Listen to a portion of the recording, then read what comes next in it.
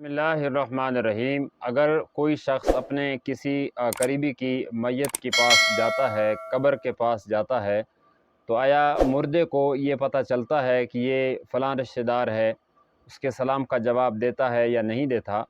تو یاد رکھیں، اس بارے میں حدیث مبارکہ میں حضرت ام المومنین عائشہ رضی اللہ تعالیٰ عنہ کی روایت ہے، جس کا مفہوم یہ ہے کہ اگر کوئی شخص اپنے رشتہ دار کے قبر کے پاس جاتا ہے، وہاں بیٹھتا ہے، تو وہ مردہ سب سے پہلے اس سے انسیت حاصل کرتا ہے، یعنی اس کا باپ ہے تو بیٹے کے ساتھ، اور اسی طرح اس سے ایک محبت کا تعلق پیدا ہوتا ہے۔ انسیت حاصل کرنے کے بعد اگر وہ شخص سلام دیتا ہے تو وہ اس کے سلام کا جواب بھی دیتا ہے۔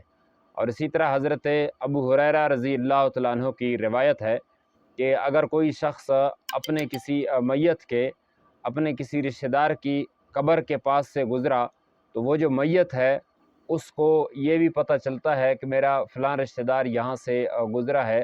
اگر وہ سلام کرتا ہے تو وہ اس کے سلام کا جواب بھی دیتا ہے، اور اس سے ایک قسم کی انسیت حاصل ہو جاتی ہے اسے۔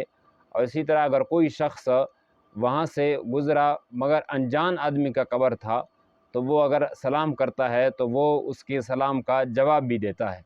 اور اسی طرح ایک اور حدیث پاک کا مفہوم ہے کہ جب لوگ میت کو قبر میں رکھ کے واپس چلے جاتے ہیں تو ان کے قدموں کی جو آواز ہوتی ہے، آہٹ ہوتی ہے، وہ بھی قبر میں مردے کو سنائی دیتی ہے۔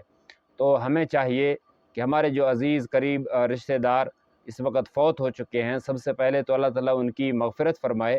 ہمیں چاہیے کہ وقتاً فوقتاً، اگر روزانہ نہ ہو سکے، 2-3 دن تک نہ ہو سکے، تو کم از کم ہفتے میں ایک دن ہمیں پابندی کے ساتھ میتوں کے پاس بیٹھنا چاہیے، وہاں کچھ نہ کچھ پڑھنا چاہیے، کیونکہ کل نفس ذائقۃ الموت، یہ موت کا مزہ سب نے چکھنا ہے۔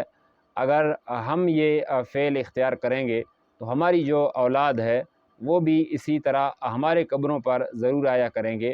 تو لہٰذا ہمیں کوشش کرنی چاہیے، اور یہ عمل آپ صلی اللہ علیہ وسلم کا سنت عمل بھی ہے۔ میں امید کرتا ہوں کہ اس مختصر ویڈیو میں میری بات آپ تک پہنچ گئی ہوگی۔